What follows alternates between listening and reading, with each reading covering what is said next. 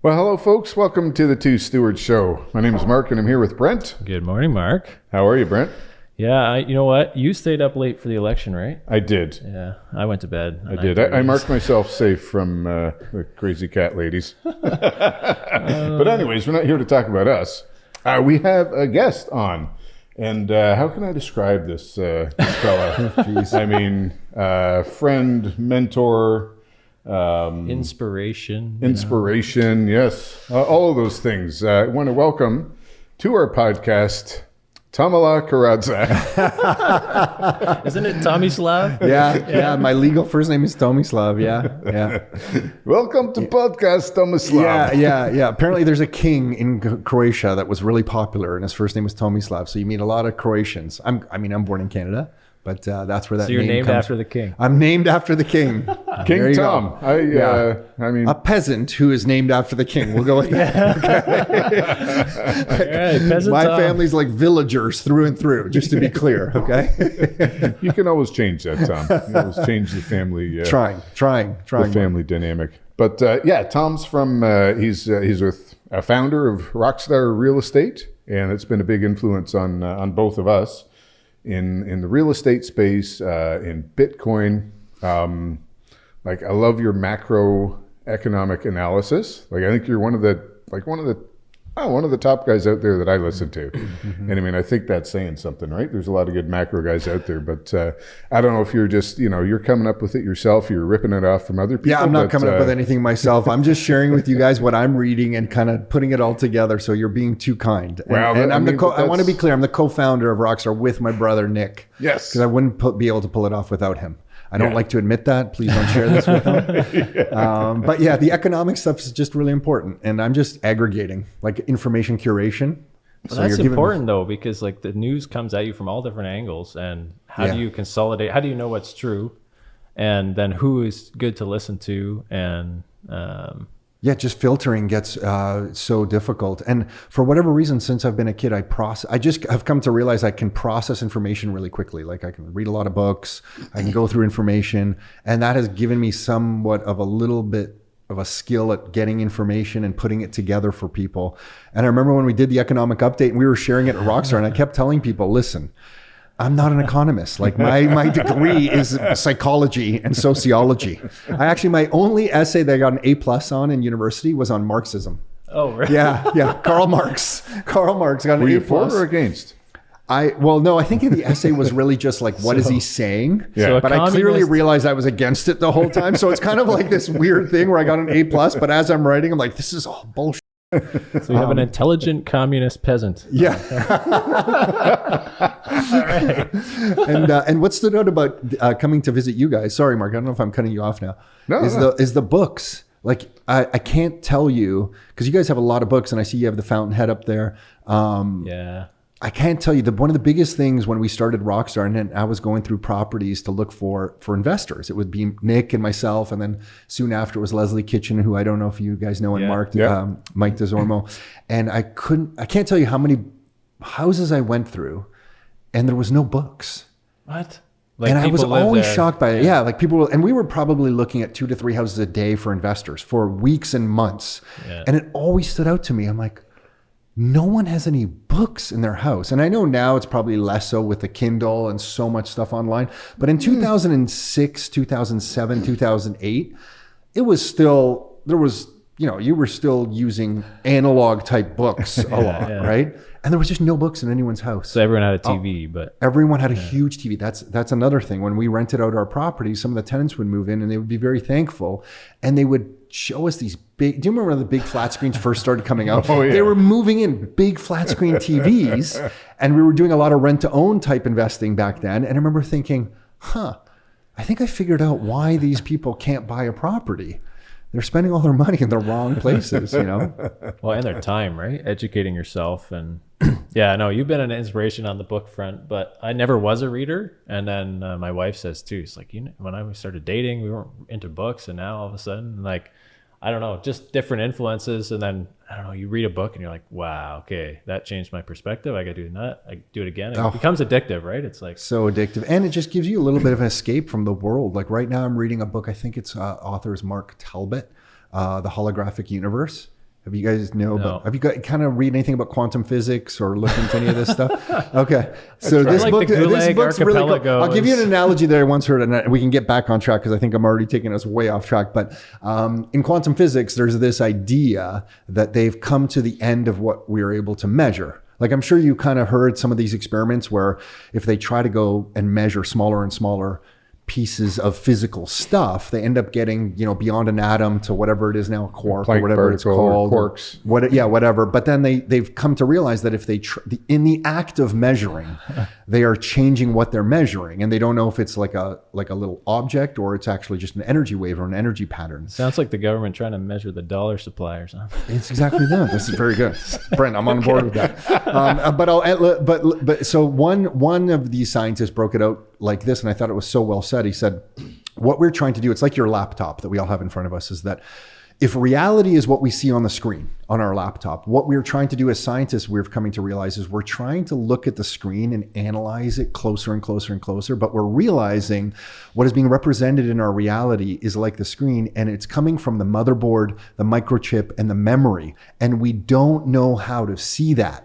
Right. So that we're analyzing the screen. We're looking at reality, and we're trying to analyze reality, this table, this microphone, you and I next to us. But as we go deeper and deeper, we're realizing that we don't have the mathematical skills or the tools to measure the energy that we're seeing anymore. And there's something deeper there. And it's like we're looking at the LED screen, knowing that there is something else creating the reality around us. Maybe you two will have some thoughts on some of that. We're finite. We're finite human beings. Yeah.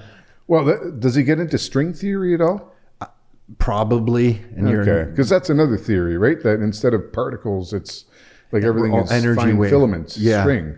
Yeah. And it vibrates, and that creates the properties. Yeah, this particular It's a little book is over going my into the head. holographic kind of theory, and they're kind of saying that, remember in like Star Wars when you would see R2D2 puts up that image of Princess Leia. You're and our only hope. Yeah, and they're basically saying that is like what we think reality is from a scientific level at this point, that like we are this holographic expression, like there's energy waves to the world, and we are seeing a holographic expression of that. And it's not really like a physical thing we're staring at, but that our visual senses are seeing things as like physical objects. We can stop. We can stop I'm just here. thinking, But it's a great book. You should pick it up. I'm reading different books. So What was the name of the book? The Holographic Universe, Mark Talbot, Talbot. this is a book you'd recommend, right? So far, I'm only like a third into Okay. it. And I'm like, this is really super interesting. I don't know. It's like, I'm reading Sam Zell right now. oh, got it. Cool. Yeah, I don't know. Have you read him? I feel like I have like a while ago. This is the Sam Zell, the real estate. Yeah, real estate tycoon Yeah. in the States. Yeah, I But feel very like- American. So we can jump into American stuff. But yeah, they're Oh, I want to talk about quantum physics, man. No, actually, so my 10-year-old, he's super, like this is dinner time discussions, right? Like, what's the smallest particle? I think it's a Planck particle. I think it's a quark. I think it's a, whatever, right? Higgs boson particle. Like, so yeah, it's interesting, right? Well, it just makes me think that like if we are all, if we can, we're coming to the place in science, and I'm way out of my depth here, but like if we are coming to the place in science where it's like there is an energy to each of us, like what are we? What are we all looking at? Who are we? And then one of the theories in the book, and several books like this, will then say, well, we are all one. We are all connected. We are all one thing. And it's almost like there's a higher power or energy or whatever we want to discuss that is trying to learn and get better. And the way it does that is put these representations of itself in different forms that we all see to learn. Like what is Mark learning about himself in this shape and form and his relationships, and learning about this dimension, this space, this reality, whatever we want to call it? What's Brent learning? What's Tom learning? But we are all connected as one energy, and it's all going back to the source. And that's a scientist explaining things. I mean, I'm sure there's a religious analogy there that can be pretty easily connected. So it's just kind of interesting to come at these similar concepts from completely different angles. Right. Yeah. And it's interesting when scientists are just kind of hitting the end of the road in some of their analysis, where they're like putting up their hands and saying, okay, like we can't get past this stage. We don't know what we're looking at. Well, it is interesting. I mean, we'll talk about fourth turning stuff too, but like there's been no advances in quantum physics or in physics for like, I don't know, 100 years or more. It seems like we're stuck. Like in theory, right? Yeah, in some of the applications. The way I understand it exactly, but they're coming to the end of the theory that was developed by like guys like Einstein and Heisenberg and all these other guys, right? So yeah, it's interesting that who knows what's next, but like maybe as part of the fourth turning, the next there's a resurgence in scientific not exploration, but I guess it's advancement, exploration of the universe, right? And maybe the advancement doesn't take us where we think it's going to go, and that's why sometimes I think. Do you guys talk about the fourth turning on this podcast in that particular? Yeah, like maybe once in a Okay. Oh yeah. Oh okay, got it. It's second to Rome. I think we talk about Rome more. Oh really? Okay. It's kind of why I also think when I look at things like, the economy, and then I see the evolution and the introduction of a new form of money that I like to talk about with Bitcoin, I think that there's so many things lining up that seem like maybe we are going to be on a path of a new evolution or a further advancement of where we are as a human species now. Like it does seem like there's a number of things lining up that seem rather interesting. Like we're at a unique point in history where there's some of this stuff that is coming together. And I think some people, if they hear Bitcoin and they're like, what's this guy talking about? It's so much more than a dollar price, a Canadian dollar price. It's so much deeper, and it represents to me a truth that you really can't find in the world. And it's, to me, it really gives me a lot of hope. I know I'm going on a different tangent. This is all we do is tangents. So. Yeah. Okay. Yeah. So it was fun to watch, especially Bitcoin last night with the whole Trump thing, and crazy. Yeah. Okay. So you watched the election, or you watched some of it? Yeah. And Trump's in. Like any. Do you have any thoughts for Canada? Right. The biggest thing I think that we've heard is talk about tariffs. Right. Trump's going to put tariffs on everything, right? Mm-hmm. Is he going to do it to Canada? I don't know if we can convince them, like, hey, we're the good guys. And but like, any thoughts around, what does this mean for Canada? I think he doesn't like our prime minister enough that he probably tries to make Canada's life slightly miserable where he can, until there's an election in this country that changes up the leadership. So I think it's probably going to be rough waters for Canada on a lot of negotiation on anything that we currently have on the table with the US.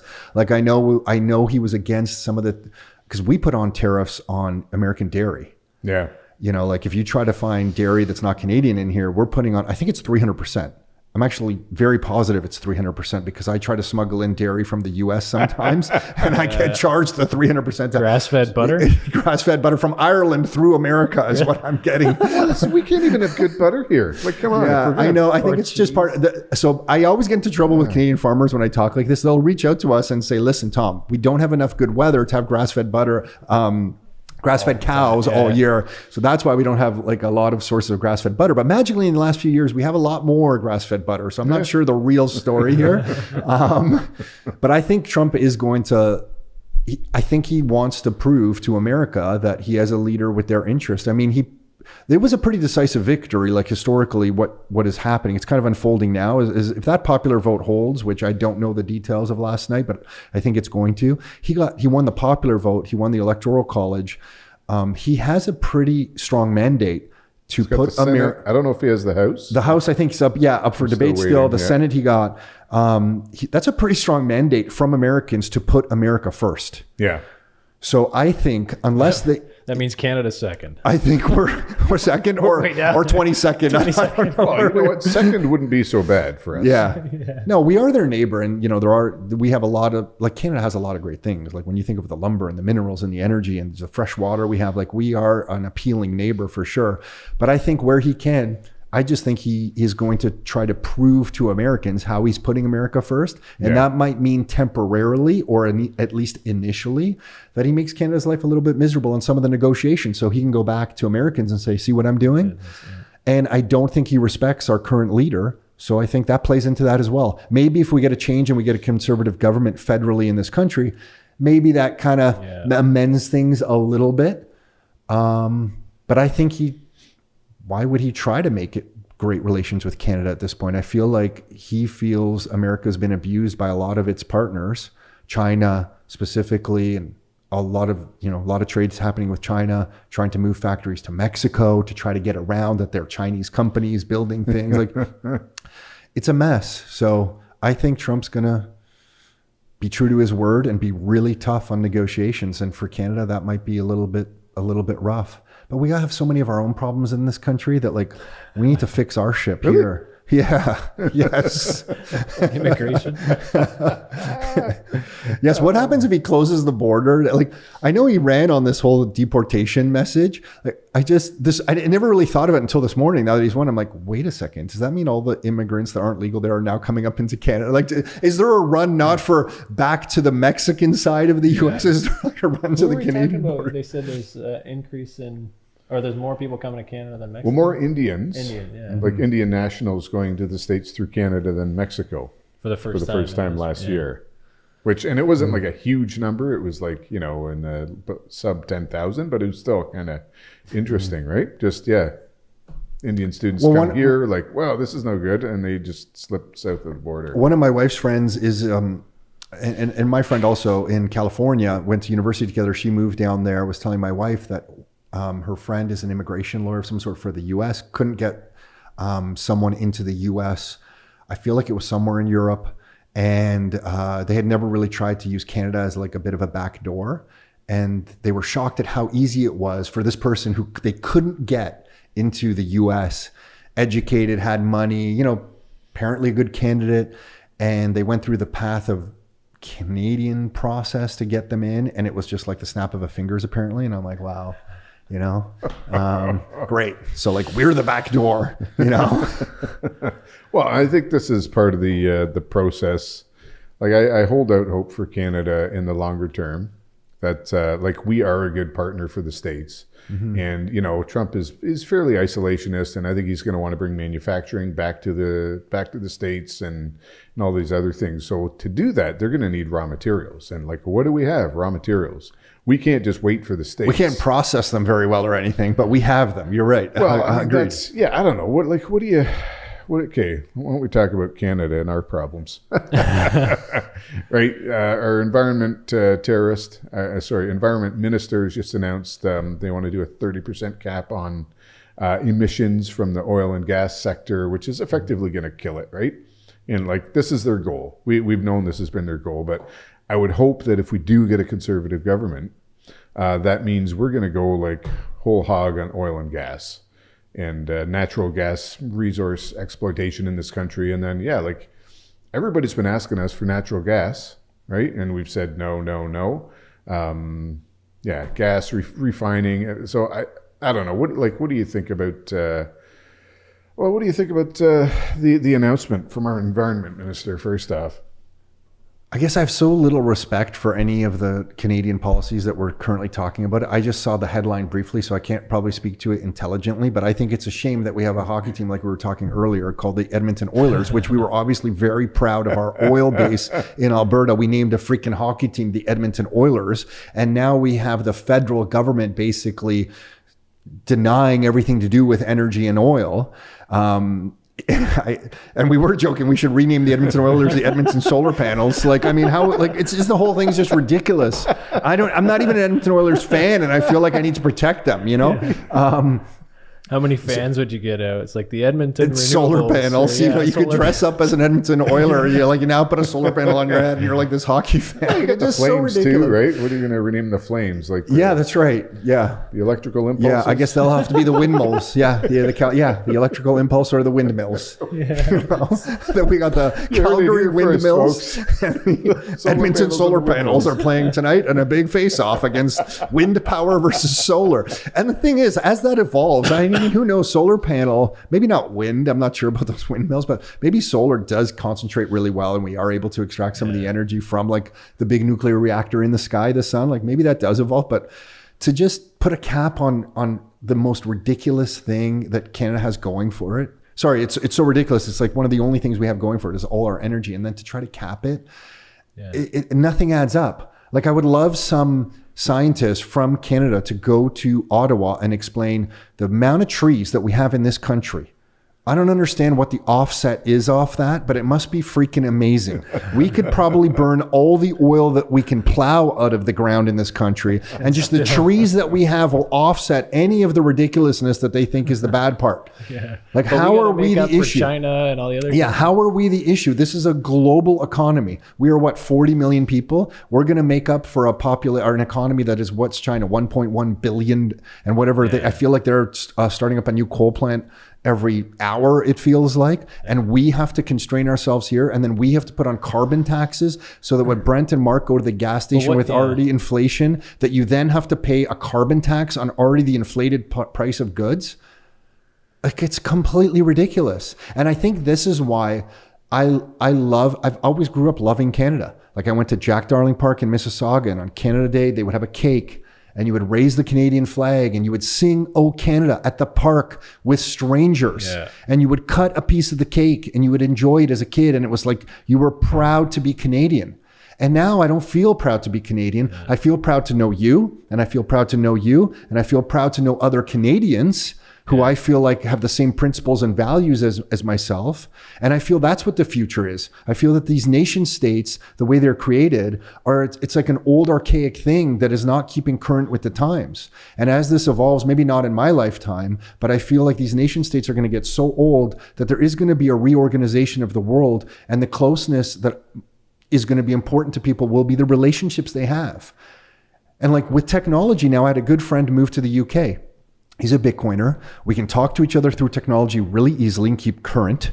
Not like before when my family had to make long distance phone calls to Europe and it would like break the bank. But now I can talk to people all around the world, keep completely current with them, go on trips. I went to go visit him. I went to a conference. We managed to hook up and did some CrossFit workouts and stuff like that. He knows all about Bitcoin. I would call him a Bitcoiner as well. We have the same currency. We have the same values. We have the same principles. I don't think it matters that he's not in Canada. I think the future of these nation states is in jeopardy. I don't know how through the next 100 years, like, does Canada exist the way it is? So am I proud? The nation state itself seems to have like less impact on your life, so to speak. What is the nation state providing for me? Right. Like, are we being invaded where I need an army in Canada? Like, I guess that'd be the one argument that I could make for having a nation state, for that security. Like, that's the one thing. So like, what's the state of our army? What's the state of our military? Like, is it complete garbage? And I'm no disrespect to the people in there. I love the people that would dedicate their lives to protecting people in this nation. But how much are we supporting them? How much money is going to them? Instead, we're talking about capping oil emissions.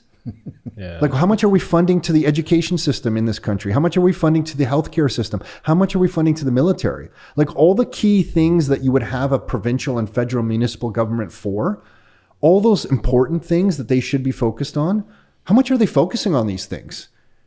Instead, they seem to be focused on a lot of bullshit. Do you guys swear on this show? Like, it's just, you don't? Okay, it's a lot of nonsense. It's complete nonsense. So can we get back to focusing on the main issues at hand? And if we don't, I feel the nation states dissolve. And there's little maybe city states like in El Salvador, that's a nation, but small enough that you can almost call it a city state. Maybe there's small areas in Europe, in Canada, throughout the world. Where now with Bitcoin, we all have our own money. Before, it wasn't really easy when I didn't have Bitcoin. I couldn't really go to other parts of the world and communicate with the same unit of account. But now I can communicate to you with the same unit of account. Yeah. It makes travel a lot easier. I don't have to go through traveler's checks back in the day. That's how old I am. Or visas, paying exorbitant fees on currency. Like, why are we spending all this money? I work here. I lose my purchasing power when the government spends more money, so it prints money, which devalues the currency that I work for, that is a representation of my time and my labor and my family's time and labor. So I lose purchasing power over months and years because the government spends too much money. And then if I go abroad, I have to exchange my time and labor to now, let's say if I go into America, the person doing the same job there, their time and labor is what? It's better than my time and labor because they earn American dollars, and now I get I have to spend $1.40 to get $100 worth of purchasing power in America, but we're exchanging the same time and labor. So if I was just born 100 kilometers, 200 kilometers to the south, I wouldn't lose all this purchasing power doing the same thing because of nation states. Like the whole, sorry, I don't know if you wanted to go there. Now I'm getting No, well, it's frustrated. interesting, right? Because Justin Trudeau, like when he was first elected, talked about the nation state and he wanted to have the first post-national state in the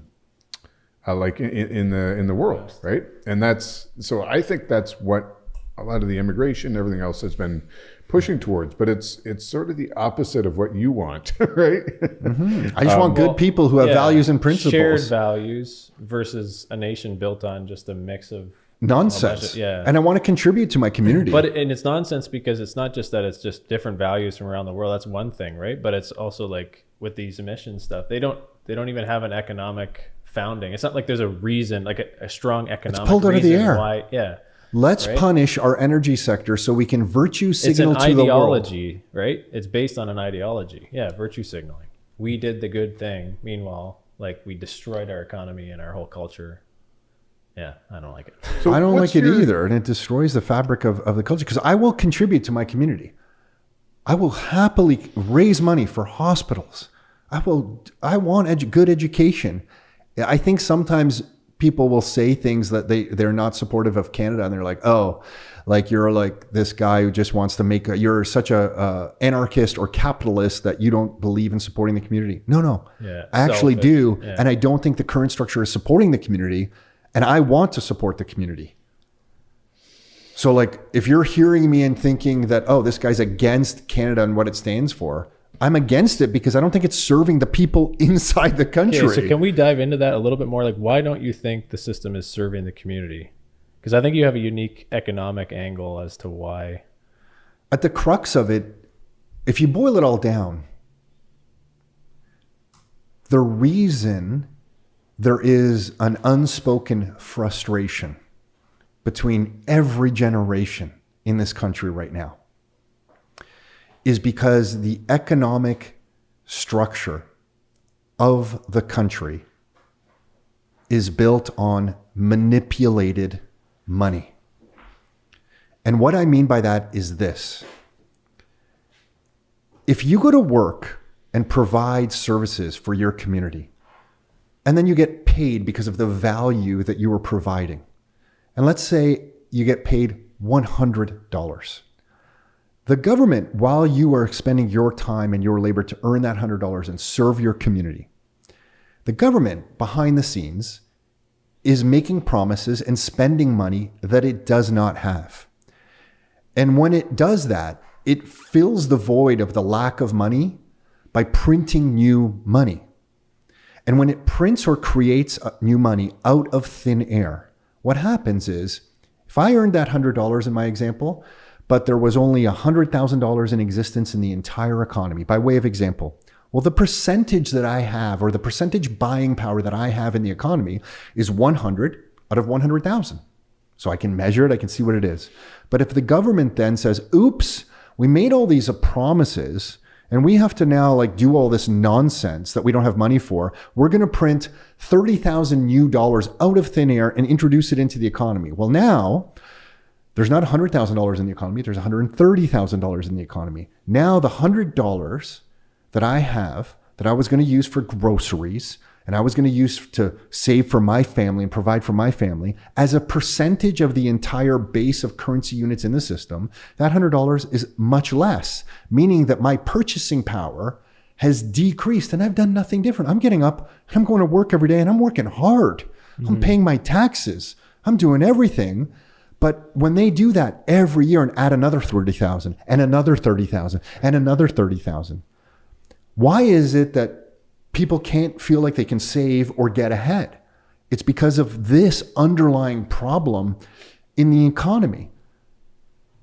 And that's what I mean, where things are broken and the very system at its core is broken, because everybody will argue about, well, you shouldn't buy real estate, Brent, because you're making things more expensive for other people. But you, the person who's trying to save and get ahead for their family, are cornered into this corner to buy real estate because you know it's going to go up in value. And a lot of people don't understand the real reason is what I just described, that the money system is broken. So real estate is going up in value because the dollar is losing value. So you're pushed into real estate, but then you're now a villain. Yeah. And politicians can say, well, Brent, Mark, you guys are the bad guys. Yeah. Remember, you are trying to, you earned that $100. You're trying to do the best for your family. So you take a portion of that $100. You're like, well, I know it's going to lose value. I don't really understand why, but I know I can't just save it in a savings account. Who thinks that anymore? No one. Yeah. So then you take a portion of your $100 and you try to buy real estate with it to protect your purchasing power. And now you have to be a real estate tycoon. Who the heck wanted to be a real estate tycoon? Nobody signed up for that. But now you're a villain. You're making everything worse, Brent. You're the problem. And now politicians get to point to real estate investors and say they're the problem instead of fixing the problem, which is we have money that can be printed out of thin air and spent at will by politicians who do not know what they're doing. Yeah. If we fix the money, we can fix a lot of things because we hold people to honesty and truth. Because they can't spend more than they earn. Like and a politician would come back at me and say this, well, Tom, you know, Hamilton, Ontario needs a new hospital. What would happen if we couldn't get the funds to build a new hospital? And I would respond with this. There's something called saving.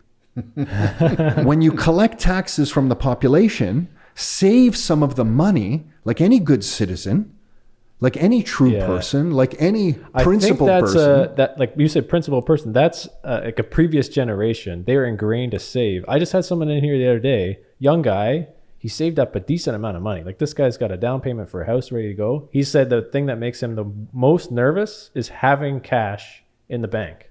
And I'm like, that's crazy to hear, right? Like he's just like, oh, I gotta invest. I gotta do something. Like, and because he doesn't, because he can't articulate why it's making him nervous, people are running around in circles, and it produces an angst in the society and the community that shouldn't exist. Like imagine that guy who produced enough value in the world that he was able to save. Yeah, to me, it tells me this guy's producing a lot of value. I don't even know him. He's running around working hard every day. So then he produced extra value and he was able to save.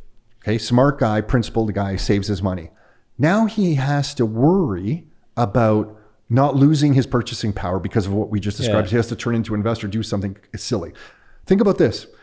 Imagine we had that same person and their money just kept the same value instead of losing value, and he can focus on whatever he was doing to earn that money originally, which must have been probably pretty good if he was able to save. So now we have the highest and best use of an individual and of a person serving their community instead of and their family.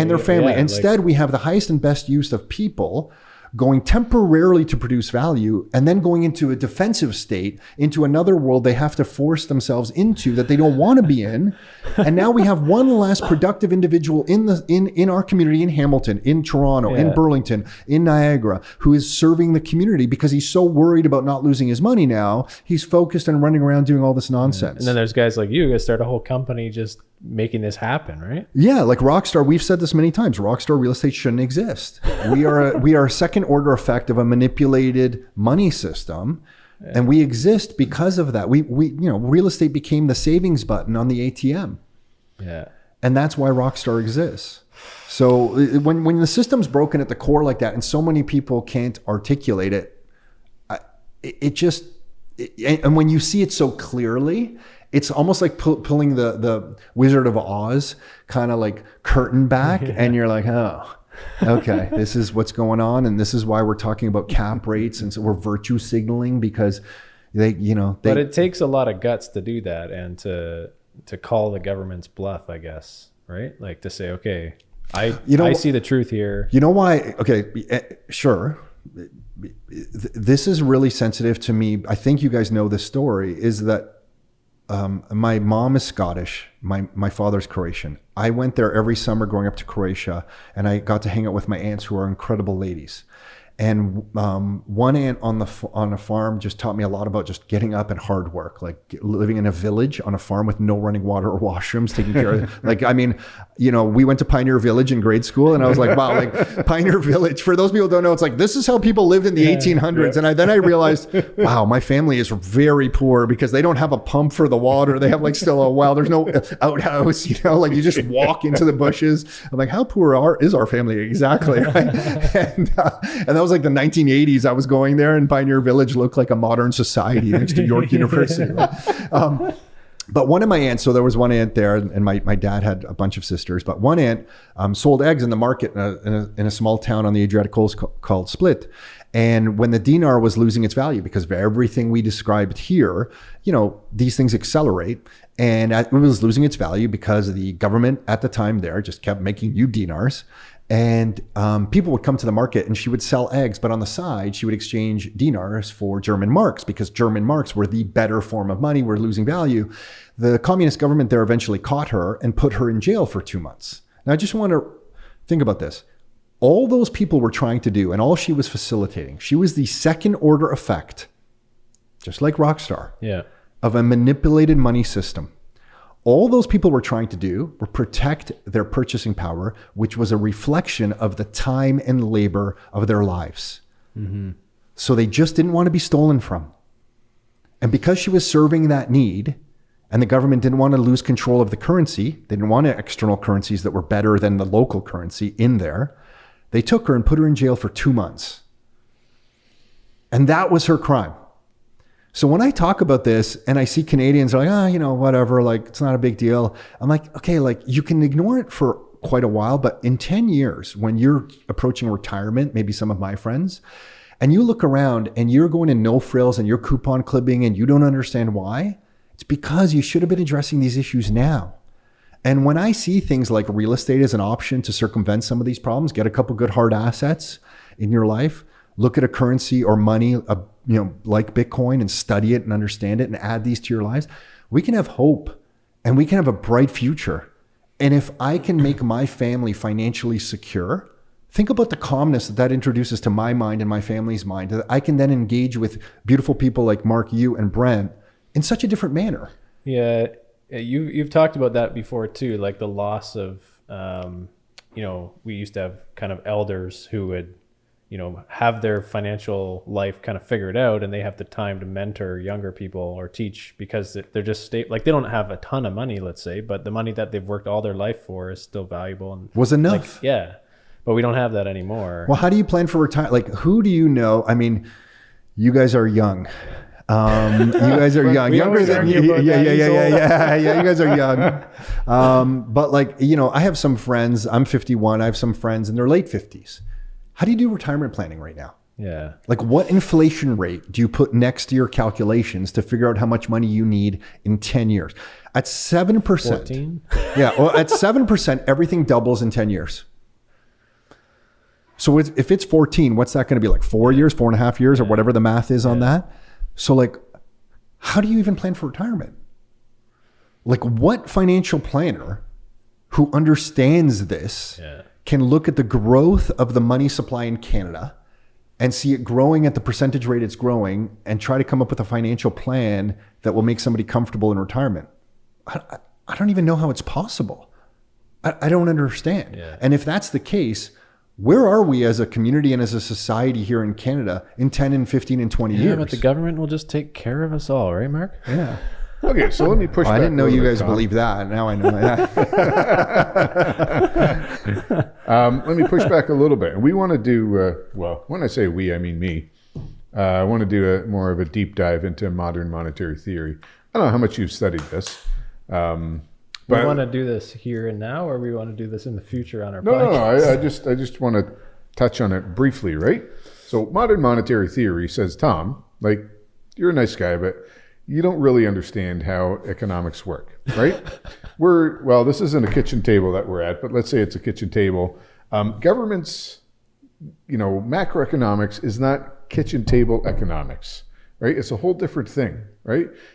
If you can print your own money, then you're not subject to these same rules that we're talking about. We're like around the kitchen table. Well, you got to go out and work, and then you bring money home, and then you can spend it and so forth, right? If you can print your own money, as long as you maintain a balance between GDP and inflation, then it's fine. And it's been fine. Like up till now, this is what we've been doing. We've been printing, United States, Canada, we've been printing our own money. You're not relying on taxes. Taxes are not your income. Taxes are just a way to regulate behavior.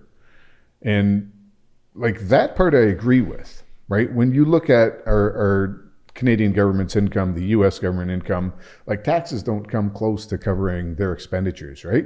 It's all got to be printed or borrowed money. And like it's been working fine up till now. And you're making a lot of Noise. noise for no reason because you really don't understand how it works. So I don't know. Do you have any pushback on that, Tom? I think you might. Yeah, I think there's two ways that I would address that. The first is the principle of it.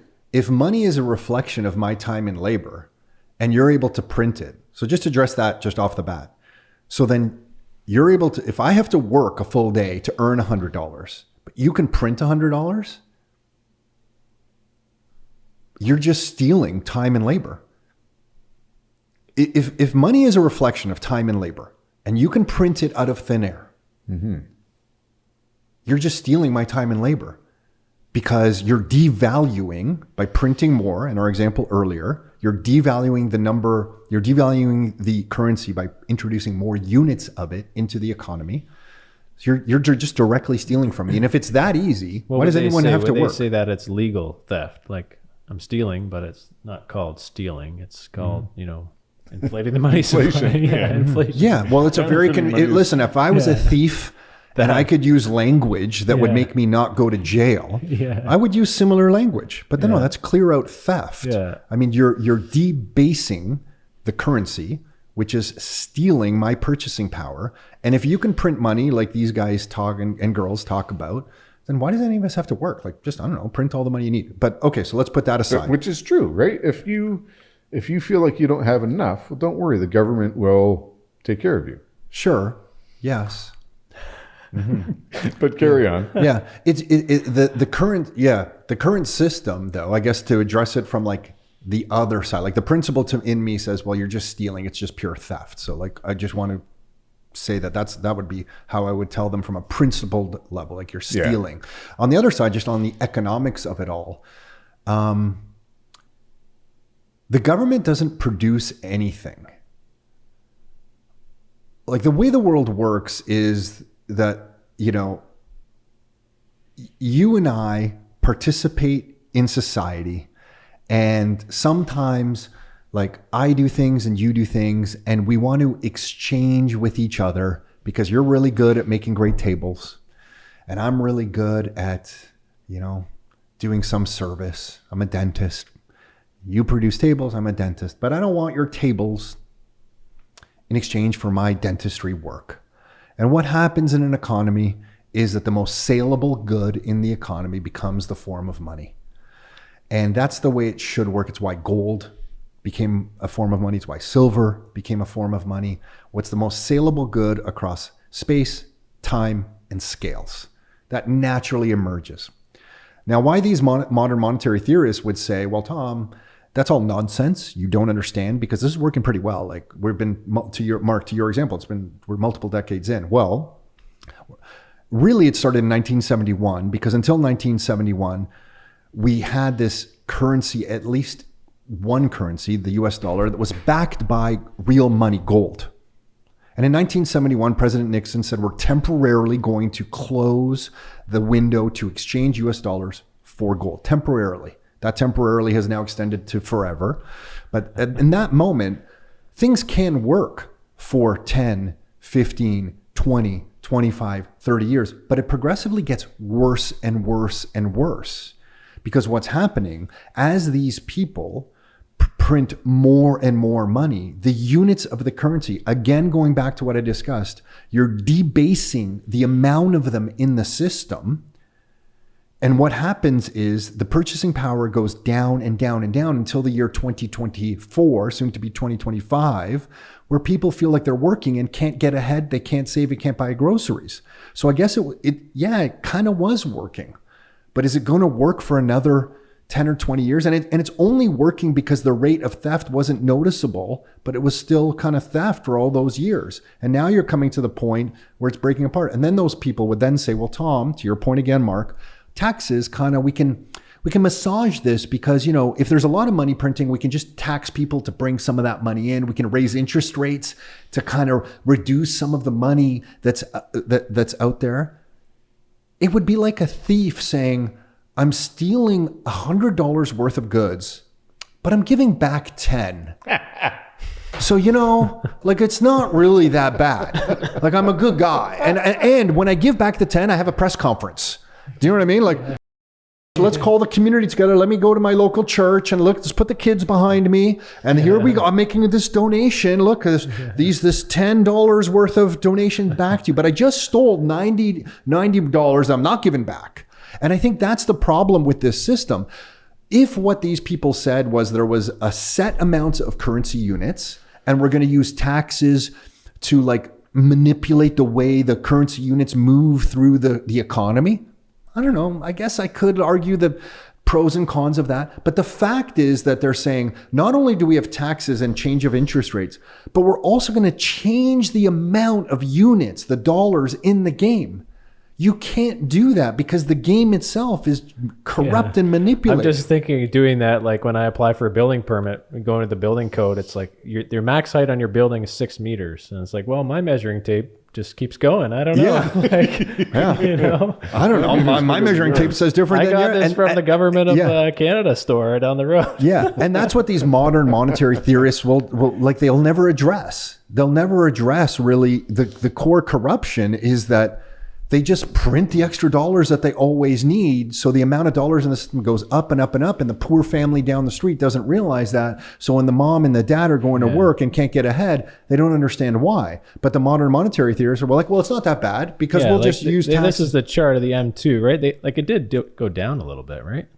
So it doesn't always go up. I mean, I like need a magnifying glass to see that, but like you're right, Brent. It did go down. I mean, so for those like 6 months out of the last, that chart goes to 1970. Yeah. So I can see a tiny little dip for, I think it's like 3.5 months. Yeah. They probably just fell asleep. Like everyone in the government probably had a nap. But then they point to that, say, oh, look, it's going down.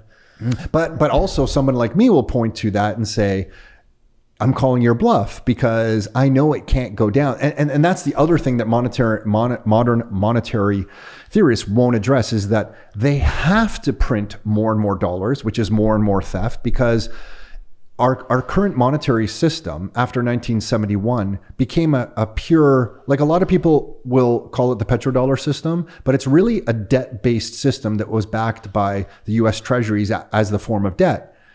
So really what was happening in 1971 onward is that every new dollar that came into the economy through these modern monetary theorists or whoever else came into the economy with interest owed. And the problem with that is that if you have a new dollar that the government puts into the economy through the banking system, which is typically how it's done, that dollar has to be paid back with interest. Well, how do you pay $1 back with interest if there's only $1 in the economy? I know I'm really simplifying here. I'm going all the way back. Let's go to the first dollar. How do you pay $1 back if $1.10 is owed? Well, you got to print another dollar, but that next dollar is also coming into the system with debt. And so these modern monetary theorists don't address that the very foundation of a debt-based system is corruption. It's not truth. It's like building a foundation for a new Airbnb or a new house or of some sort on sand that's just always changing instead of granite. It's interesting. Like no amount of optimism. So you're basically saying it has to increase the money supply. Mathematically, it must. But no amount of optimism or positive attitude can just say it's going to go down eventually or like. But I would just challenge them on like using math that I learned in grade 6. Yeah. If a dollar that comes into a system is always owed back with interest, how do you ever pay back the first dollar? Like if $1.10 is owed on the first dollar that is introduced into economy in a debt-based system, which is what we have, how do you ever pay off the first dollar of debt? Yeah. Because it came in as like a treasury, right? There's this fancy dance that happens between the government with treasuries and the primary dealers and the Federal Reserve to make it all look so sophisticated. But look, you boil it all down, it's $1 plus debt plus the interest. Yeah. How do you ever pay it off? You can't. You I'm just always thinking about need more. Somebody who's hearing this for the first time, like a young person just trying to save up for a house. They think, oh, like I could ignore this. Or like, I think this might change. Like, I don't know if Tom's right, whatever, like it probably will change. But like You're saying no, the math says we're in a debt-based system. It has to increase. Well, there's another way to look at it. There's a guy on Twitter, James Lavish, who you guys probably have come across. He always puts up pretty great charts. And one of the charts middle of September that he put up was from the St. Louis Federal Reserve, the central bank of the US, which is like our Bank of Canada is the same shenanigans. It's all the same.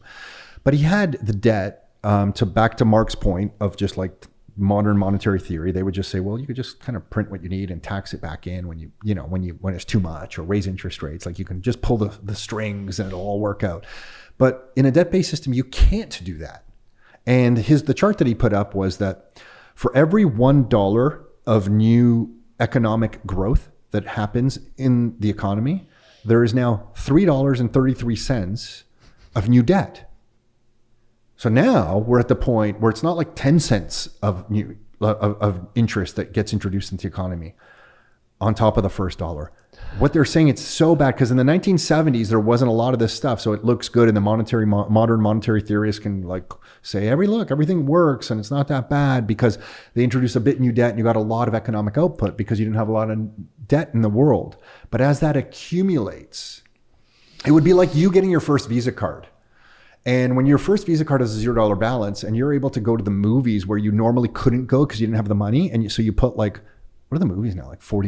It was like $2 Tuesdays when I was a kid or whatever. So when you put $40 to go for two people to the movies or whatever it is on your Visa, that changed your Friday night. Like really, if you went to a good movie, you're like, wow, my life's cool. Like I couldn't go to that movie. I'm going to be a modern monetary theorist after all. Yeah. Well, then at the $40 now owed on that Visa, you're kind of like, well, that was really good. And I only owe, quote unquote, $40 back. That's not that bad. So I'm going to do it again. And I'm going to go for dinner this time too.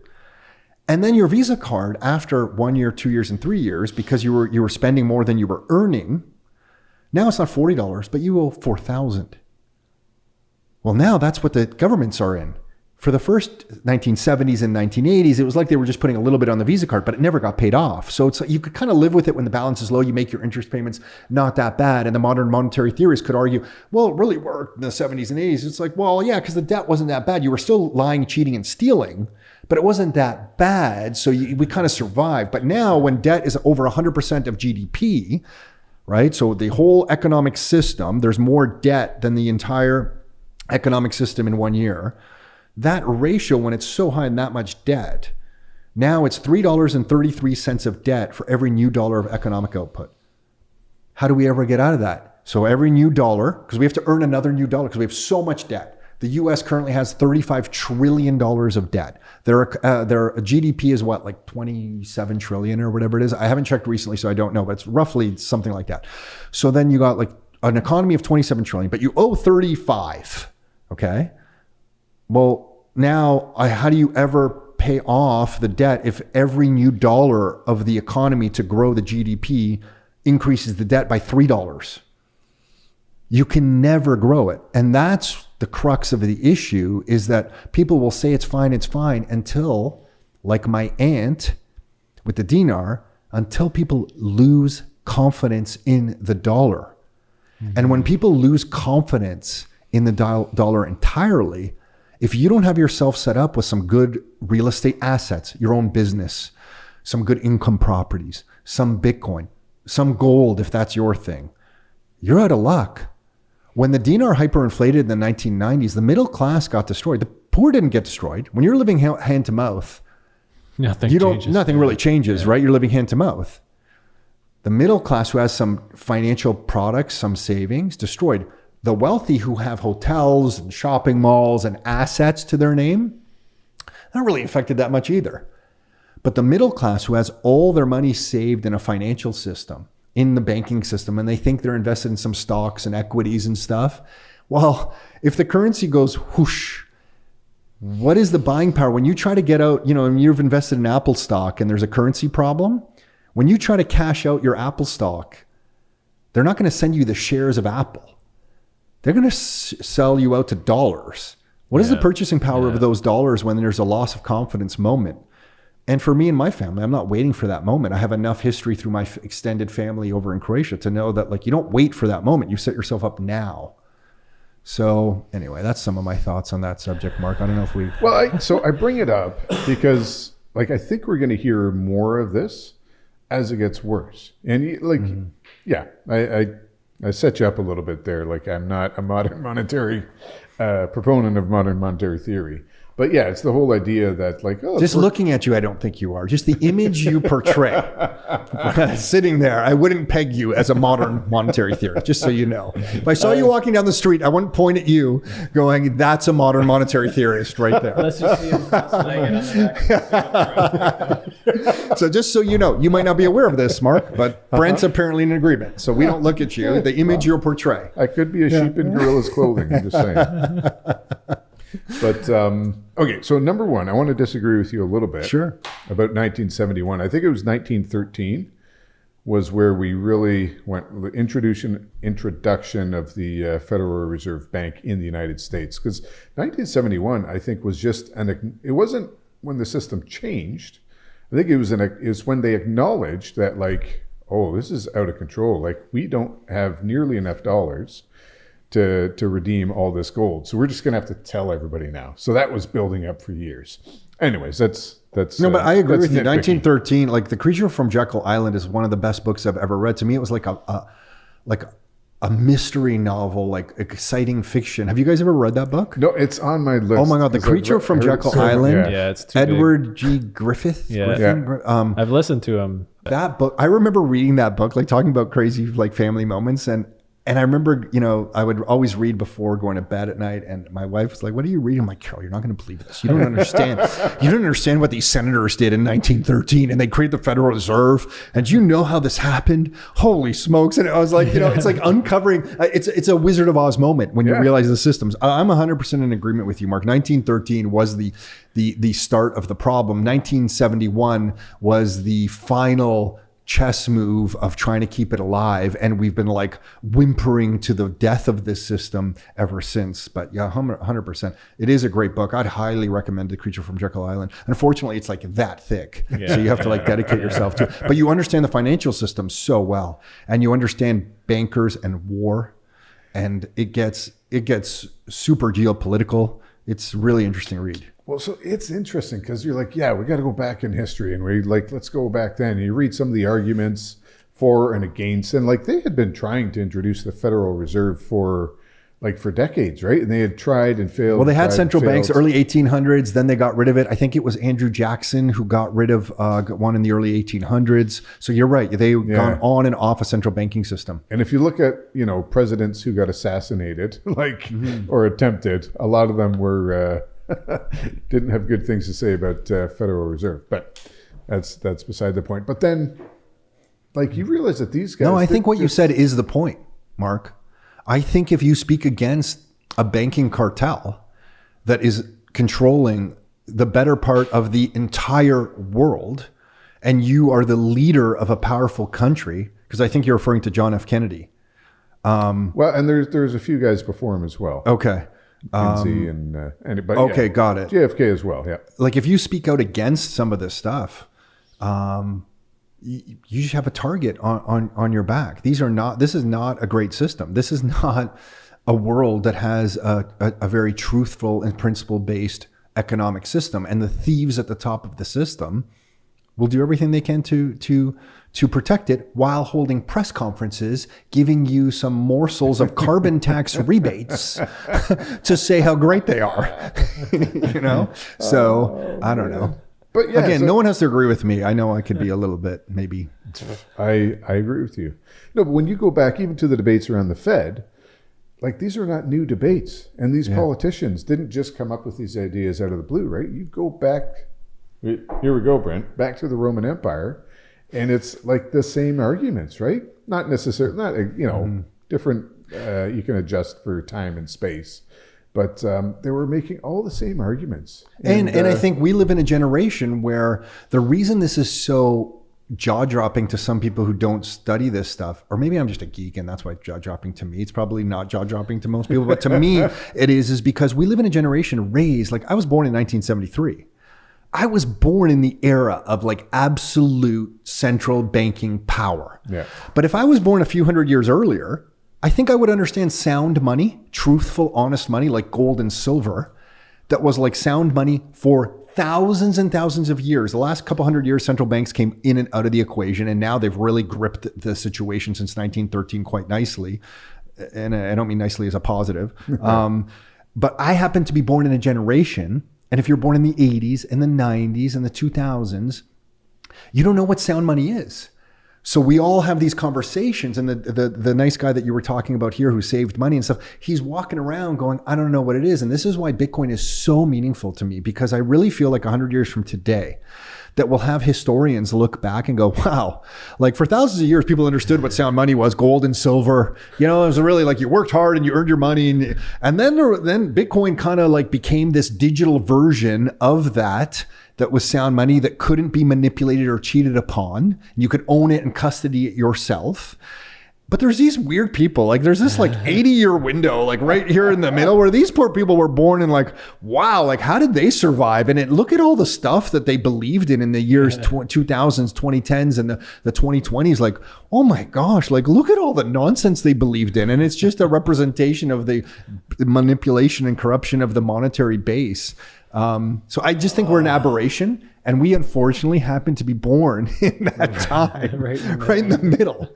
But I don't know if I agree that we're an aberration. That's kind of my point, is when you go back in history, there's differences, and the technology changes, right? You've talked about sure we're on the cusp of different technological changes, but you know, we have a sort of a cyclical view of history, and that's part of that's informed by like our Christian perspective. But that like there's nothing new. Right? Technology is new. Elon Musk is going to send us to Mars. We haven't done that before. But human nature, culture, none of that ever really changes. Fair. Yeah, that's a good point. You know, you go back to Rome, they had the same problems. They didn't have the same, they didn't have modern monetary theater. But they clipped their coins. Yeah. They had super high concentrations of wealth, and it was like you had a debt-based system. And at some point it would kind of crash. And like you just go into these 80, 120 year increments, because like people forget, and then they just have a chance to do it all over again, right? And so we're good. No, but I think you're probably more accurate that human nature, unfortunately, you get enough bad actors and these things kind of just pop up in history over and over and again. So your way of reflecting on history is probably more accurate, to be fair. And ugh. But then, so, I don't like to admit that, but so you talked about nation states and sort of post-national states. Like, I don't know, what is do you have a theory on like what is the best setup? Like, what should we do? You know, like in my opinion, government should exist to enforce property rights, and that's really it. At the end of the day, like that's it. And so you go back to. So let's go back. I don't know if Are we going to Rome again? No, Polybius. So I'm on a bit of a Greco-Roman kick lately. Yes, but Polybius, he was a Greek historian statesman. He kind of identified different models of government, right? Monarchy, aristocracy, tyranny. Oh, sorry. So yeah, it's so worked up. I forget to switch cameras. Monarchy, aristocracy, democracy, and tyranny. And he said, like most states kind of go through like a cycle of those, right? You'll have a good monarchy that can descend into tyranny, and then, as a result, you get like an oligopoly or an aristocracy, and then you go to democracy. And it's interesting. You see this in ancient Greece. This is like thousands of years ago, right? And that's why, you look at the American government, they were aware of this. And they're like, okay, we're going to have three different branches of government. So you can have a monarchy, and an aristocracy, and a democracy, and they all keep each other in check. And that's not where we are now. It's completely fallen apart. But anyways, I guess the question is like, do you have a preferred system of government, or how can we organize? Because like, I love the idea that you can talk to your buddy in England, but like, realistically, how do we get stuff done? Community here with them, and I think that's part of what we've lost is the sense of community, which in turn, you build strong communities, you can build a strong state or a strong country, right? I think you're talking about Canada, they have cake. like, yeah, you have pride in Canada, but that's built on a community level. And we've let the government infiltrate every aspect of our lives to where it's like, oh, is the government doing a Canada Day celebration now? Right? Like, what's the city doing? What is the government doing? As opposed to like, no, we're a bunch of citizens. We're going to get together and we're going to do this. And like, government doesn't have to order, but we've ceded our responsibility to the state. And I think that's why we've lost our sense of statehood, nationhood, pride. But anyways, I don't know. What do you want to see, Tom? Do you want to see a monarchy? Do you want to see a dictatorship? I think it's funny because growing up, I just thought democracy was like the way. Like, I'm like, oh, that's very fair. And then I just realized now that like a democracy, when you layer on a democracy after decades and regulations and corruption, it's like, ugh. So then is it a monarchy? Because then you're right. Like if you have a king that wants to protect his family, hopefully you're not going to tax the people to death and you're going to be fair because you don't want the people to revolt and come against your family. So there's like a bit of a check and balance kind of system there. But then ultimately through history, you see those kind of go sideways as well. I don't know. Like I just think maybe we're at the good point of history where like there's a return to community, and we need, like, I don't know as much about the church as you guys, but like maybe we need, like when I grew up going to Catholic school, the church represented to me at that time in the late 70s and 80s lost its connection with the community. Like maybe that was just the Catholic churches in Mississauga that I was exposed to, but it didn't feel like they were part of the community. And I think to make a good community, you need leaders, you need wise elders, you need principles, you need the community to be able to have some monetary purchasing power to contribute back to itself. Like maybe we just need a return to smaller communities all agreeing on how to live. And my buddy through technology who's over in the UK, maybe the value to that is I get some nourishment through a relationship that I would have lost, but through technology I get to keep. But maybe he has the same sort of community over there. And maybe the world changes into, there's a small community here in Hamilton that you guys are stewarding and doing a great job with, but I can like transport over to the UK and find a very similar community that I can integrate into very easily because I know the principles and I know the values that they stand for. And maybe this next evolution is us hopping around the world a little bit to different small communities, because I do think you're right. Like you need a group of people locally who are like building and working together, but maybe it's like there's these little local pockets that we can all interchange into a little bit easier than being like missionaries hundreds of years ago where you're like traveling around the world and like you're setting up shop and you don't know anybody and it's like, whoa, like I just need to survive, you know? So maybe technology introduces this weird new aspect to it, but I don't know what the answer is. I do know that like you need local community, you need principles, you need to be able to save some money and contribute back into it. And maybe what you guys are doing is like the start of this awesome trend that continues to grow and evolve and leads us to somewhere much more beautiful. I don't know. Like, I don't have the answer. I don't think it's what we saw before, but you know, I do feel that a principle-based group of people coming together offers a lot of value. And I think we need more of it, not less.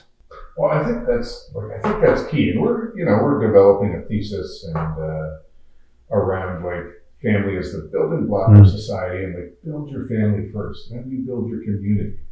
Because we can acknowledge that we got all these problems in government and the economy and everything else.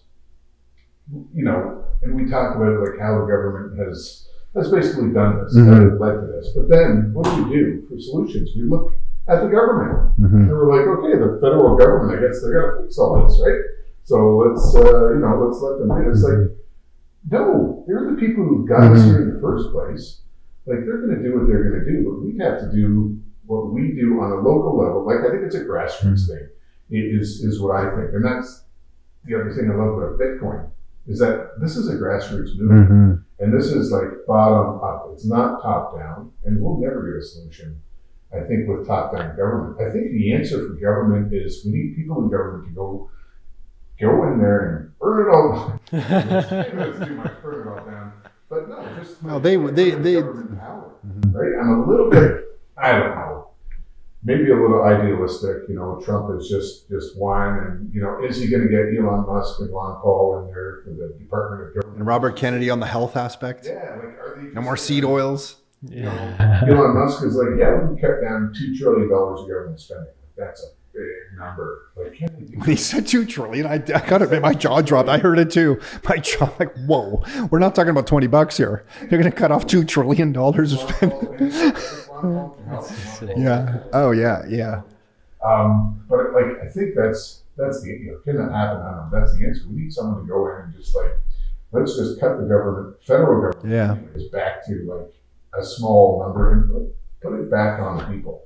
Maybe it dies out with a whimper. Like when I got to travel to that Bitcoin conference in Bedford, England, there was 500 people there. And the second day of the conference was a football match. And we all went to it. And there was people from all around the world, all had the same principles, all talking Austrian economics, which is to me economics. Like we don't have, yeah.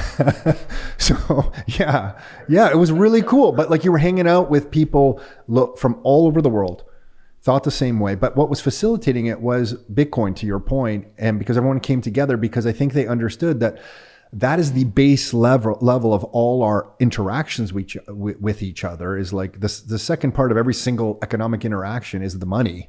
So if the money's corrupted, you just have this corruption. So maybe the government just dies out with a whimper. And some people like Jeff Booth, who seems to be consciously exiting the current system and just putting his time and effort into Bitcoin-based companies, living on Nostr, not even on Twitter, on a decentralized social media. Like maybe he's the leader of like a next phase of where it's like, okay, we don't need the government anymore, and it dies out with a whimper. And there's people like you who maybe introduced Bitcoin into your community by starting with like a Saturday morning craft show or bake exchange, something so simple that you just start introducing Bitcoin as the only form of payment to see if you can introduce that into the community and produce a small circular economy like right here.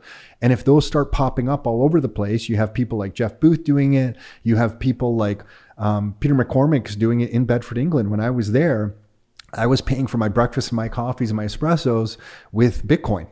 Yeah. So like if you have all these little circular economies and we're fixing the money at the base level and these communities all kind of grow in strength and you guys start doing it here, maybe that's like the next thing. Like it starts with the money and people like yourselves, and maybe that's kind of how we get to the next step, and the governments just die out with a whimper.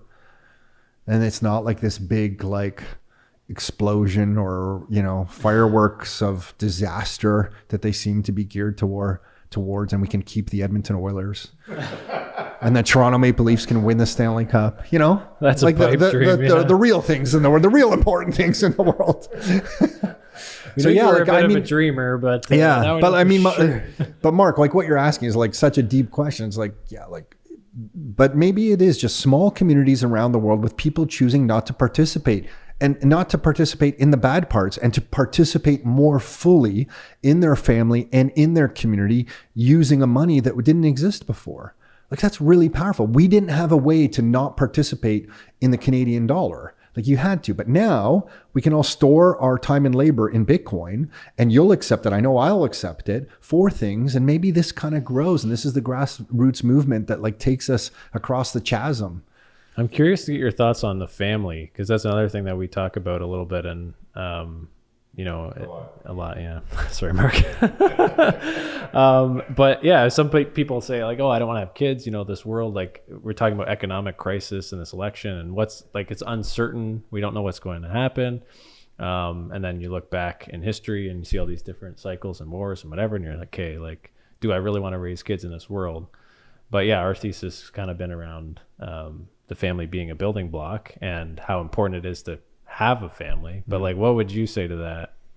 Like, especially for young people. I think it was, I think I can see how we got to this place in the world, because I think through my generation, like we talked about the birth rates, well, I think I grew up in this era of feminism that was like, well, women should be respected and have their own career and encouraged to go out and do this stuff. And I think we're now having a little bit of a backlash to that, where people are saying, wait a second, like, why are two people in the family slaving away who can barely make ends meet in the first place? And it's kind of destroyed the family unit if you don't have a parent at home. Yeah. So I think we just kind of like the last few decades have kind of been nasty in some of these ideas that have been propagated and pushed and kind of accepted. And now I think we're seeing the repercussions of that, where you have younger people who are like, I think two things are happening. You have younger people who are like, I'm not going to have a family because I can't afford it. I can barely afford my own rent. Where am I going to live? Screw it.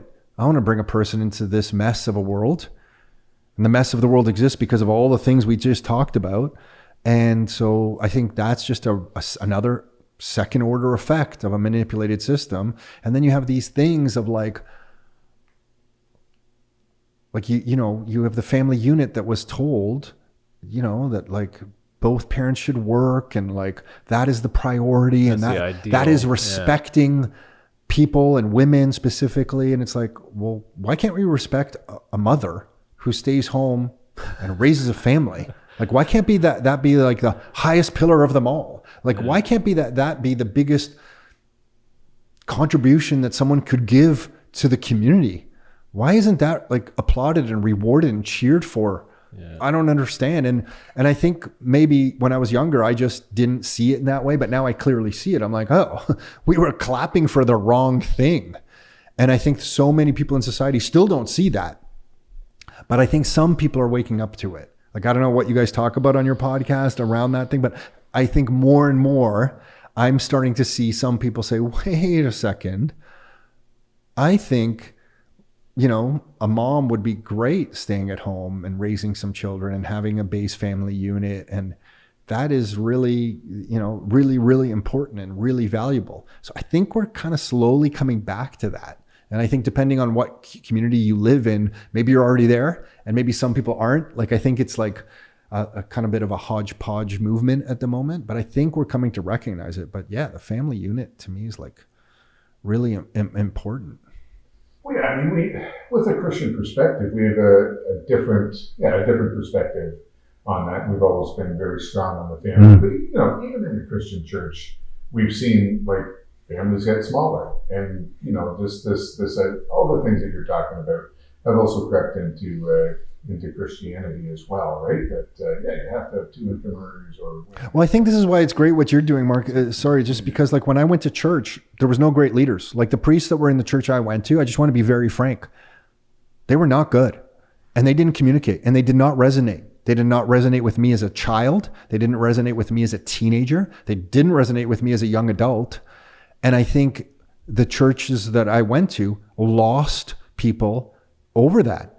So like if I was to point a finger where things went wrong, maybe I didn't find myself early enough to be able to identify a leader in the church that I could resonate with and participate in that community. Instead, I just looked at what was I felt shoved down my throat, didn't like what I was hearing, and walked away.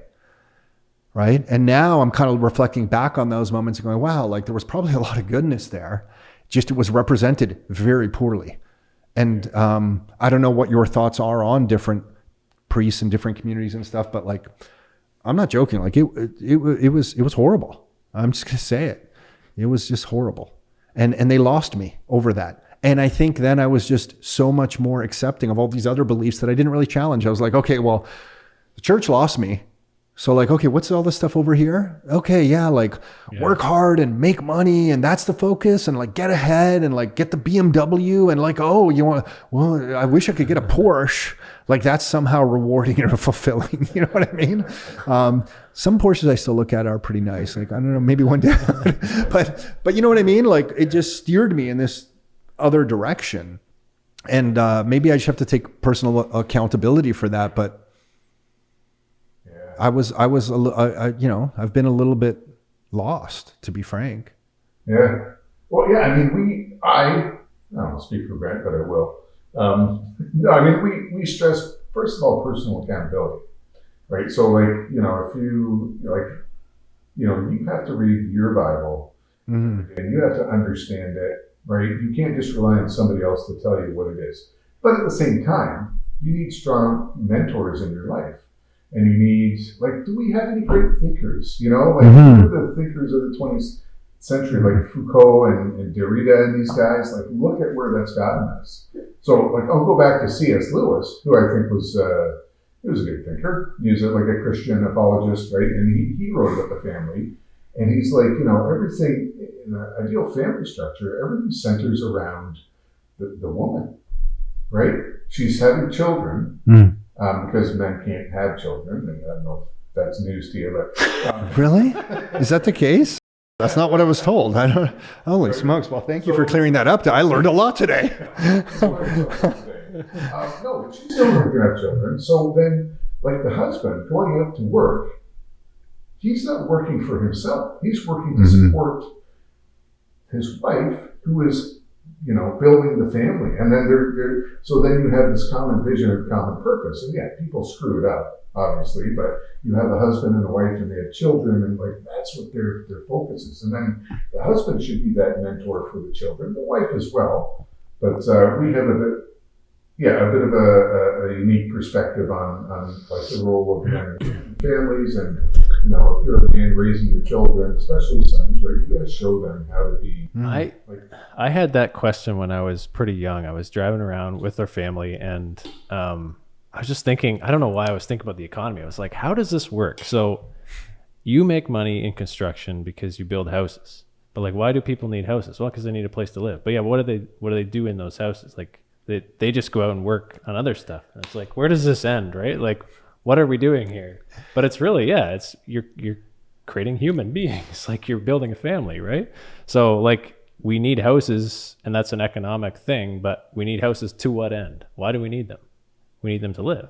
And what do we do? Like, we live in the house, right? With your family, you raise a family. Like, I feel like we've got it backwards. It was reverse. We're how close is your house to where you work? Yeah, we're chasing the money now. We're chasing like what you can get out of it for yourself, but not the reason why you do it in the first place. And that's why I feel so honored to have gone back to my family village in Croatia, that it was a village.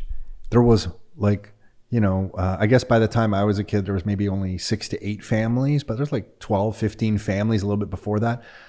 They all worked together, had the same holidays, went to church together, harvested the food together. Like all the houses in this village, to just describe this, it's not like you see in Canada, like these houses are grouped together.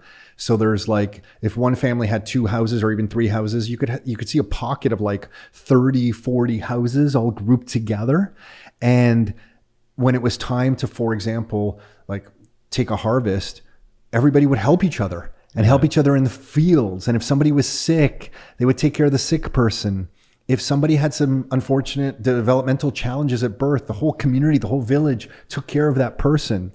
The elders were all there teaching the younger people how to salt the prosciutto so that you can make a good prosciutto. And that wisdom was kind of passed on. And like seeing that in action, like I didn't read about it, like I saw it. It was so eye-opening, to your point, like, oh my gosh, like over here in Canada, we were like, it was all just like about work. Like my father would get up and go do drywall at 5 a.m. to try to pay off the mortgage of the house. And over there, it was more about community. And at night, everybody would like hang out together and go to each other's kitchens. And they would pour the wine in something called a bucara, which was like a wooden dish that, like, if it wasn't always full of wine, it would dry out and leak. So the idea was that you always had to have the wine full, and it was a community drink. Like you would drink the wine and you would pass it on, and then Mark would drink, and then Brent, you would drink it, and it was passed on. And then, you know, everybody would get slightly drunk, and you would share stories and some laughs. And I remember as a kid falling asleep under the table in the kitchen there, as like my relatives and the neighbors from the house next door. Like you didn't have to like say next Friday at 7 p.m. come over for dinner. Yeah, you literally just stumbled in to maybe get something that you needed, butter, and then you stay there for 3 hours. And I felt like that was so nourishing to the soul. Yeah. That way of life, you know. But yet when I came back here, it was kind of like made fun of. There's a lot of hospitality. Oh, the villagers, like that's like embarrassing, like, you know. Yeah, it's a lot of hospitality that we've lost. Right? Lost, and just it's honestly just everybody's lonely. Yeah. Society, right? It's like, yeah, no wonder we build our houses with like you got a big garage on the front. There's no porch. There's no no intention of ever interacting with your neighbors or anything, right? It's just to park your car to get in and way out from work. That's the priority. Garage in front, so you can get out to work real quick. In your solar powered car. Ideological statement. And your very expensive money printed statement car. Yeah, I don't know. Yeah, if you go to a hockey game and watch the solar panels stick on synthetic. But we might be at a unique point in history. Like Bitcoin to me is this weird inflection point in history. It's that, wow, like we have this form of money that isn't government controlled.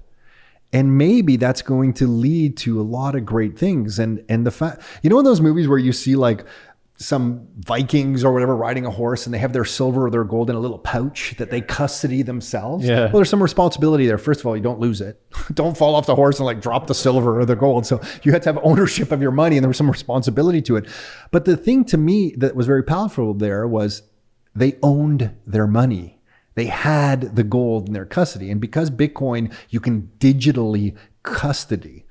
What other asset can you digitally custody and own yourself directly?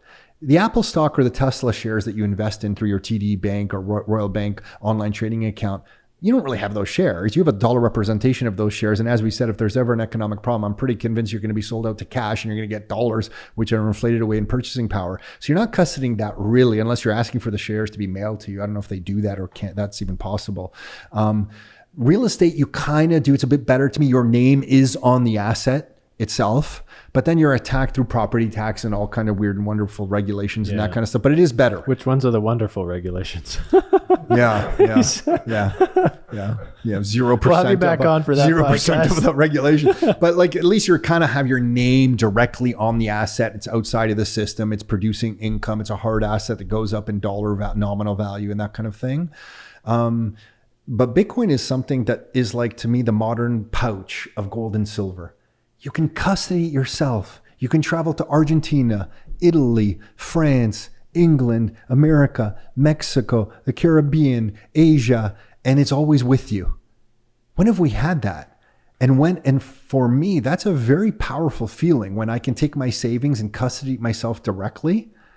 Wow, like that, when you start to really appreciate the depth of importance that presents to you as a person and to your own freedom, Bitcoin could be this weird inflection point that a lot of people are discounting at the moment that could change the course of history back to the phase of human history where we have some real positive years. There are those years in your theory, right? Like those years do exist, right, Mark? Like there's positive parts to history in the circular pattern that repeats. Can we maybe are we on the positive part or entering the positive part? I want to think so, and that gives me a lot of hope. Well, I mean, even when you're in the negative part, like if you have a strong family unit or maybe it's your village or whatever, you can still have positive times. Absolutely. Absolutely. Yeah. And that's why I'm like such a strong proponent of the family, like not just Christian values, but just in general. Right? That's your that's your Bitcoiners talk about your citadel, right? Mm-hmm. That's your citadel, or that's your starting point. And that's where you can still find beauty and enjoy life and have the good times, even when there's bad times. Because there's always going to be bad times, right? There's always going to be sure. Yeah. That's part of the experience of life. That nonsense. There was, I had another point, but I can't remember what it was. It was probably something to do with the Roman Empire. Yeah. Love it. Brent, any questions or thoughts? We could talk for a long time. Sorry. I'm cutting off, Brent. No, I just want to talk about the Rockstar community, which, maybe without realizing, maybe it's with realizing, but you guys have created a little village, right? Maybe it's not so little. Do you ever reflect on that? Maybe more recently, a little bit, not too much. Don't like to focus on your own stuff. Yeah. Really, you kind of just want to keep producing. Yeah. But I mean, it's yours, but it's also like it's got a life of its own. Mm-hmm. You have a Rockstar community. And that's sort of, different, like you have the VIP group, and you've got the regular group as well, but where people get together and they do things on their own, sort of independent. That's cool. Guys, right? Yeah. But people also get together to help each other, share stories, learn from each other. Like it's a microcosm of, I think, what we need more. And I think people got that even 70, 80, 50 years, you had like I don't know, the Elks and the Moose and Sure. the Rotary Club. Like The Flintstones had that nice, but we should introduce that buffalo hat, you know, to Rockstar. We should all show up with that hat, like the Flintstones. Yeah, me too. I'm all up for that.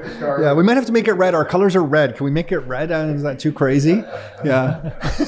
But I just want to acknowledge that. I'm going to thank you for that community that you've helped to create.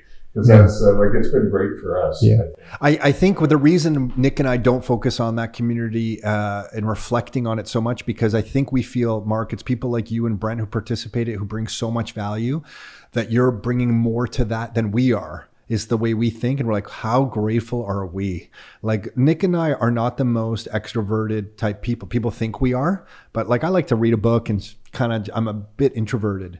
So to see people like you guys and the quality of character of people like you guys who join that group, and what's beautiful about it, it filters people out who don't match that character. Mm-hmm. We've had through Rockstar over the time, we've had some people that are like, they look like they're here for the quick fix, the quick money, the quick this, and they tend to just disappear. And that the Rockstar community doesn't seem to hold on to those people, which is like great. And that's a testament not to me or Nick, that's a testament to the character that the group represents and represents. I feel like grateful for that. So like, we're grateful to stumble upon people like yourself, Mark and Brent, you who are part of that community. Like, that to me is the part that if we're doing any reflecting, it's like, we're so grateful for that, because that's everything, right? Yeah. The people who you're with, like, to your point. But I think when you create value, you help create community, then this will naturally happen as well. You sort of provide that space. It also takes a bit of guts to step out of there. Yeah. People sort of Yeah. It takes taking a lot of work to create the space. I'm not going to lie. Yeah, it takes a lot of guts and sacrifice to like put yourself out there and like, this is who I am. Does anyone agree with me? Totally. You don't hear like it's crickets until somebody tells you, like, oh yeah, I listened to like 80 of your episodes. Yeah, that always blows me away. Yeah. Nobody said anything. Yeah. Oh, one day. Yeah. When one day someone says that to me and to Nick, or the day they do, it's very impactful. Yeah. Okay, sorry, Brent. I'm done now. Final thoughts? No, I don't know. Quantum physics. Maybe I got to read some more books. Are we going to reach the bottom of the quantum physics? Are we ever going to find it? No, we're looking in the wrong direction, apparently. Okay. So, we need the great thinkers, to Mark's point, to kind of resurface, take us to across the chasm to the next enlightenment. Yeah. No, that's all I got, Mark. I think we're really grateful to have you in studio, too. Thanks. Beautiful studio, by the way, man. Really, really, really impressed. Yeah. Awesome, guys. Thanks. Really means a lot for for you guys inviting me over here. Really appreciate it and having the opportunity to do this. So thank you, guys. Yeah, no, it's been great. Thank you very much, Tom. So thanks to our listeners. Hope you guys enjoyed this. You can find Tom and his brother Nick at Rockstar Real Estate. Just Google it. It'll show up. You'll find it. Real estate and so much more. Anyways, until next time. Steward your wealth wisely. Thanks for listening to this episode of the Two Stewards Show. If you like my voice better, click subscribe. And if you like my voice better, click share. If you like both, give us a 5-star rating. To interact with the show, feel free to reach out at hello@twostewards.ca. We'll see you in the next episode. In the meantime, steward your wealth wisely.